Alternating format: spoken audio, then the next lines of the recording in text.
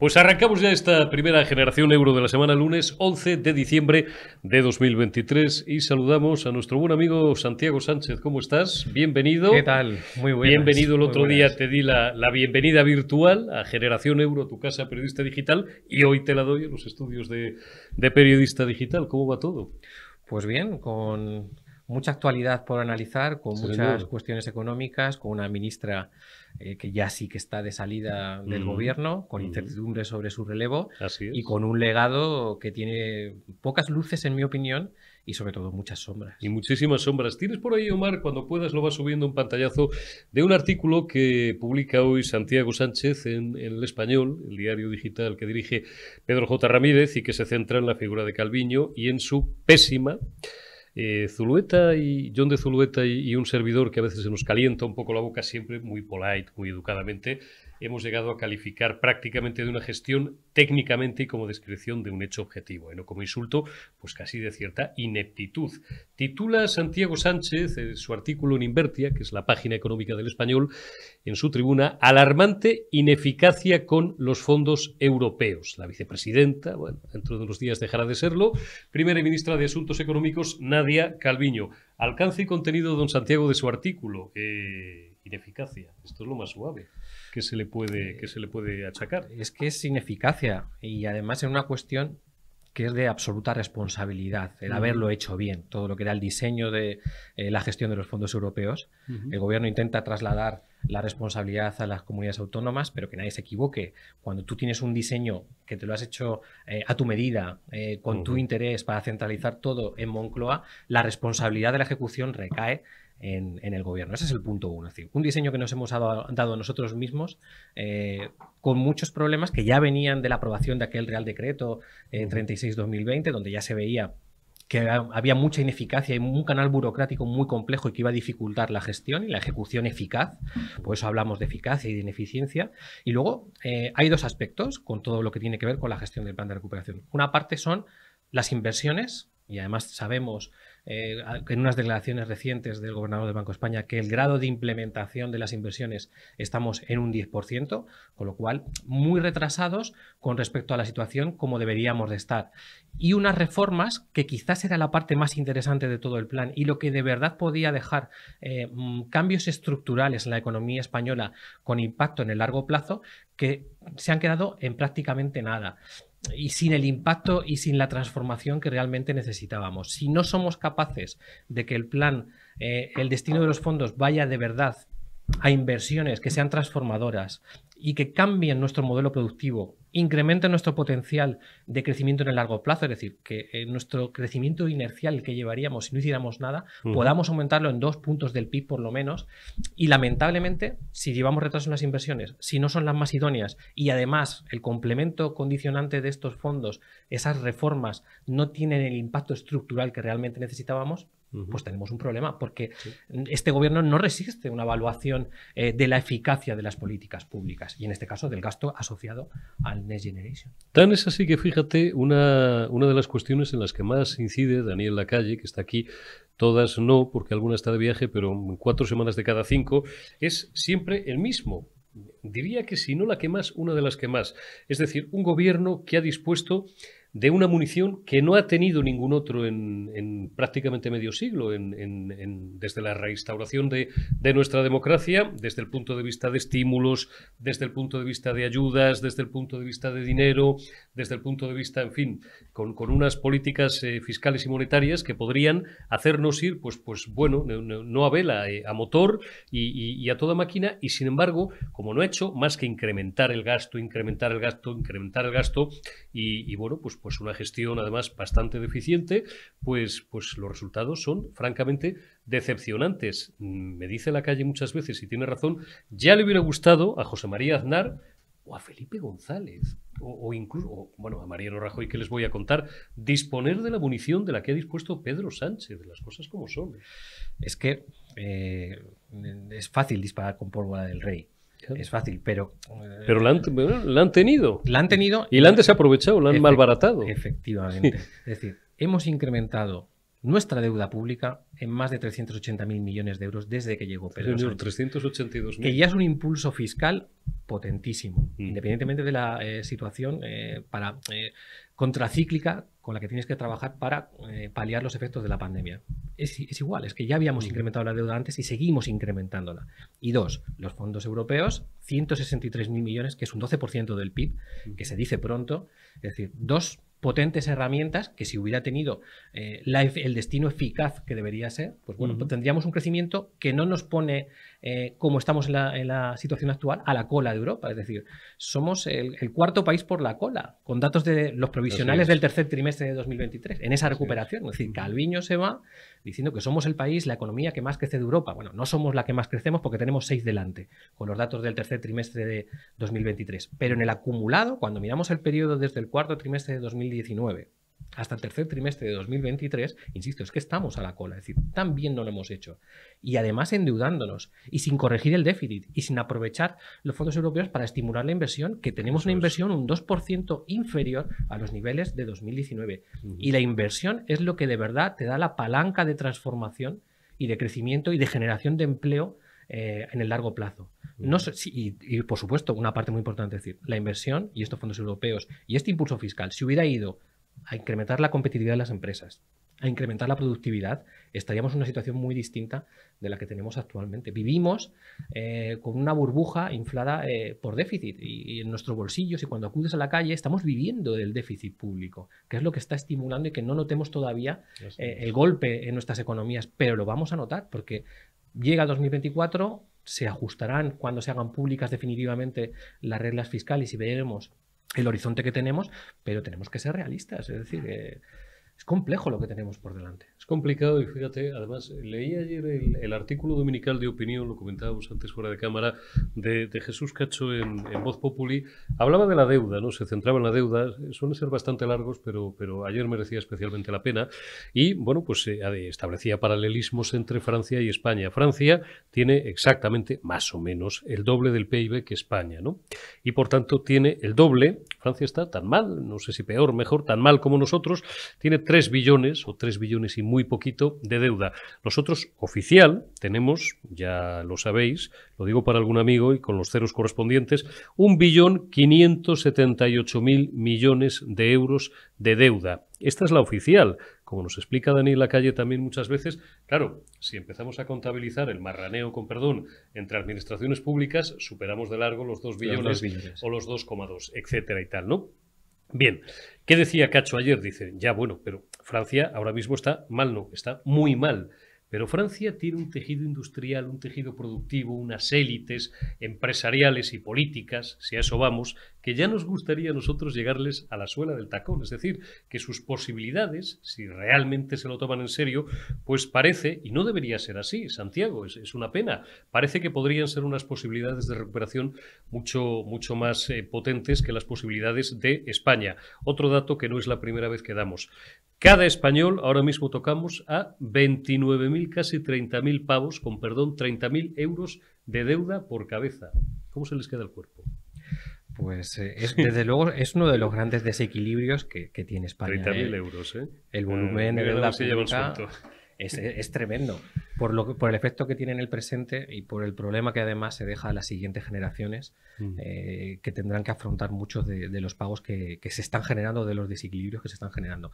Francia tiene otras fortalezas, tiene un tejido industrial muy potente, tiene una fuerte inversión en I+D, que nosotros no tenemos. Hemos subido, pero invertimos una tercera parte de lo que invierte Corea, la mitad de lo que invierten en I+D los países nórdicos, y así es muy difícil.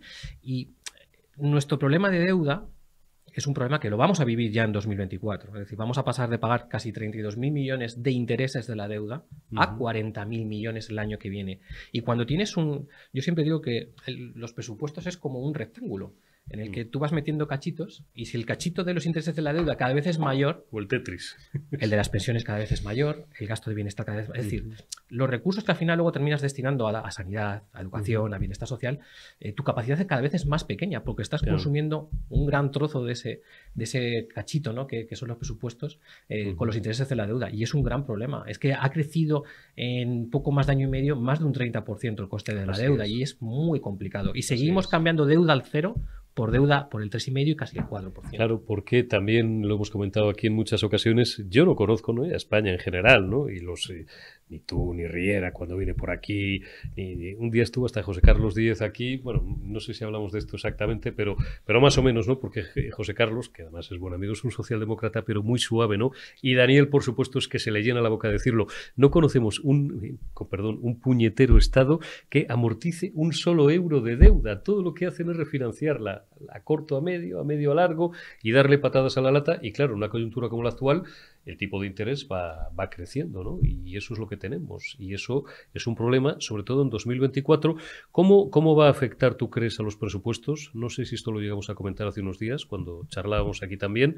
¿Cómo puede afectar a los próximos presupuestos el hecho de que 2024 sea ya año de se acabaron las tonterías y ajuste fiscal? 3% déficit, 60% deuda. Pues, joder, estamos en el 109. El problema es que tenemos un gobierno que no tiene intención ninguna de hacer una revisión del gasto público. Ninguna. Todo lo contrario, lo que va a hacer es incrementar el gasto público. Con concesiones que todavía no conocemos, es decir, a lo que ya sabemos por el plan presupuestario enviado a Bruselas y ese horizonte, ¿no?, que nos da para el 2024 y 2025, no conocemos realmente lo que surja de la negociación y de lo caro que va a ser aprobar unos presupuestos generales del Estado. Es decir, todo eso es para ser mayores incrementos de gasto, sin revisión ninguna, sin ajuste de ningún tipo, y solo hay una manera de compensarlo, y es a través de incremento de la presión fiscal, incremento de la carga impositiva sobre los que realmente lo soportan, que son las clases medias y las empresas, especialmente las pequeñas y medianas empresas. Y autónomos. Efectivamente. Entonces, las decisiones, yo siempre digo que las decisiones en política económica tienen consecuencias, y claro que las tienen, y en este caso las vamos a vivir en el bolsillo de los ciudadanos y de las empresas. Y es complejo porque estamos en un momento en el que además la recaudación en diferentes epígrafes se está cayendo. Es decir, cuando tu economía se estanca, donde primero se ve es en el IVA. Y el IVA, ya tenemos datos... Por el consumo, quieres decir. Exactamente. Lo primero que se desactiva es el consumo.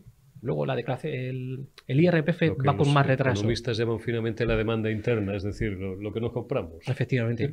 Y el supuesto en el que estamos basando un crecimiento que se está revisando paulatinamente a la baja en 2024, es decir, el gobierno va con unas previsiones muy infladas para el año que viene, lo que te están diciendo la mayoría de instituciones y casas de análisis es que la demanda interna se está debilitando rápido y en el 2024 no se va a recuperar al ritmo previsto, y la inversión, por otra parte, que también era la otra palanca que podía elevar el crecimiento el año que viene, pues no termina de arrancar, por esto que estábamos hablando también, el efecto de los fondos europeos que no terminan de llegar a la economía. Así es. Oye, no te me escapes, que además sé que no es que no te quieras escapar, sino al contrario, estamos deseando hablar de hace pocas horas, si nos veis en tiempo real, de Milei.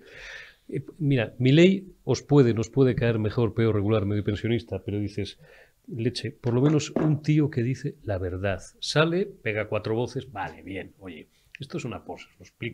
Lo explicaba el otro día, pues hablando de a veces también humildemente que no somos nadie, cualquiera de nosotros que se pone delante de un micrófono y dice, no hay plata. Y lo grita, no hay plata. Y empieza a gritar todo el respetable, no hay plata, no hay dinero.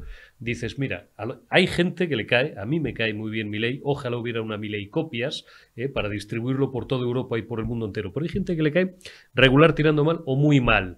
Pero alguno de estos últimos les he leído, por lo menos, estoy pensando en un amigo que ya me despertaba a las 7 de la mañana y luego otro, un gran jurista que me aclaraba algunas cosas, dice, por lo menos un tío que dice la verdad, que no hay dinero.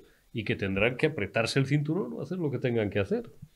Ya es un cambio de paradigma para un país como Argentina, que llega un presidente de gobierno y en su primera prácticamente intervención, ya formalmente como presidente, te diga, oiga, que tenemos un problema, que no tenemos dinero, hay que hacer un ajuste. Es decir, lo primero es decirle la verdad a los ciudadanos, claro, para no generar equivocadas expectativas al respecto del futuro. Y frustración posterior. Y frustración. Pero en Argentina se está dando...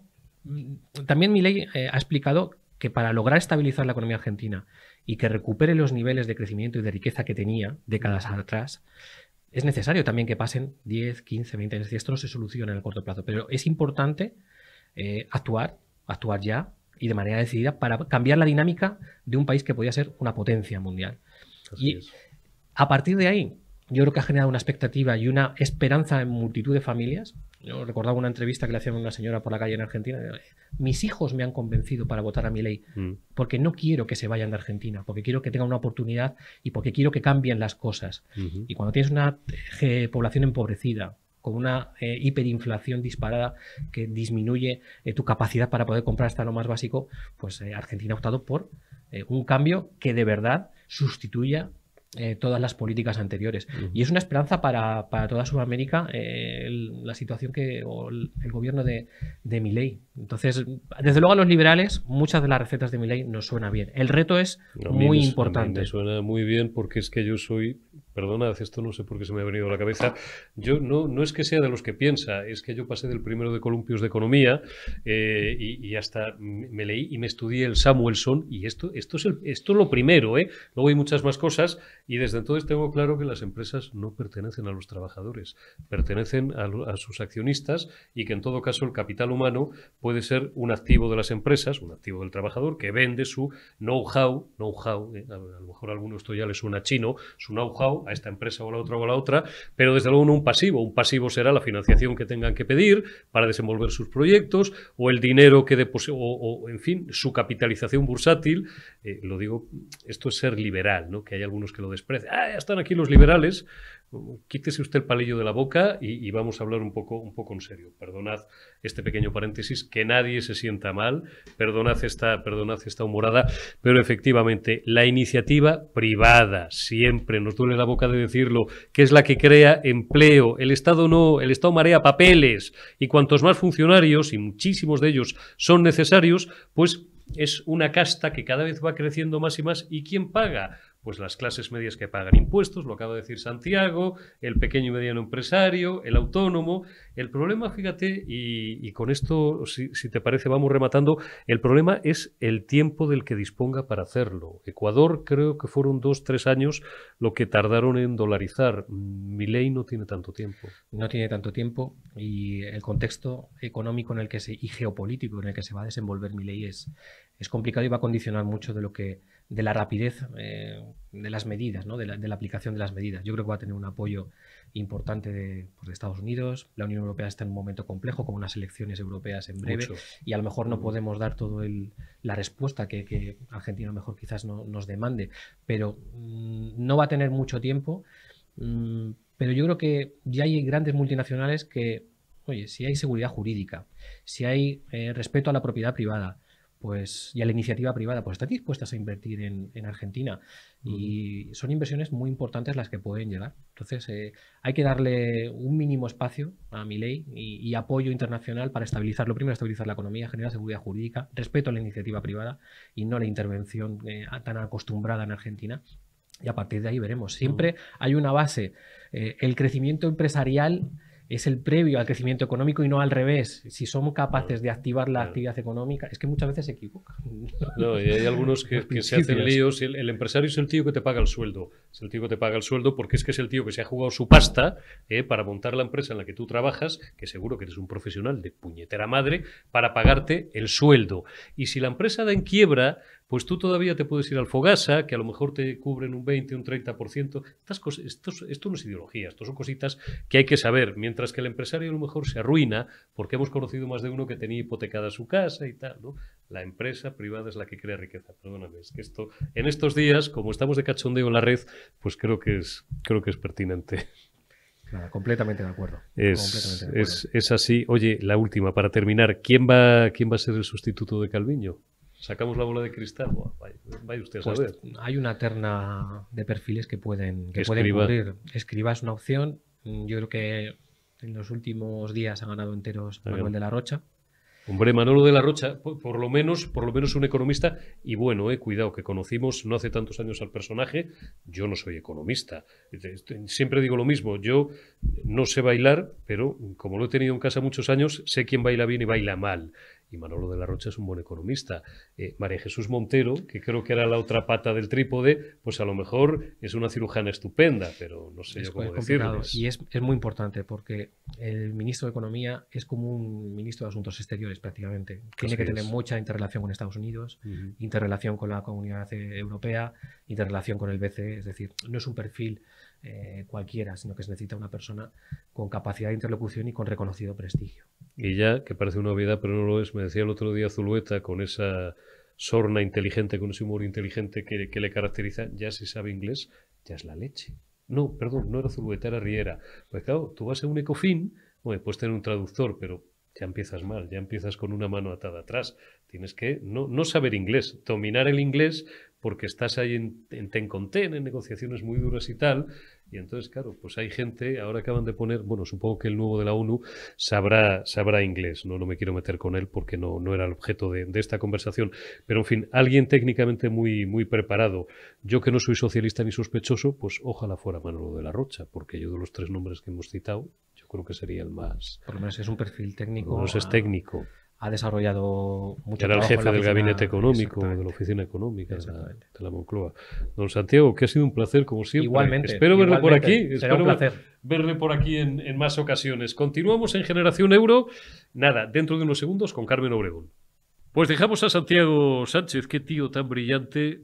A ver si aprendes un poquito, Pérez Sánchez Castejón o Sánchez Pérez Castejón. Te he dado lo tuyo ya, te he dado pal pelo en un larguísimo editorial, pero es que me lo pedía el cuerpo.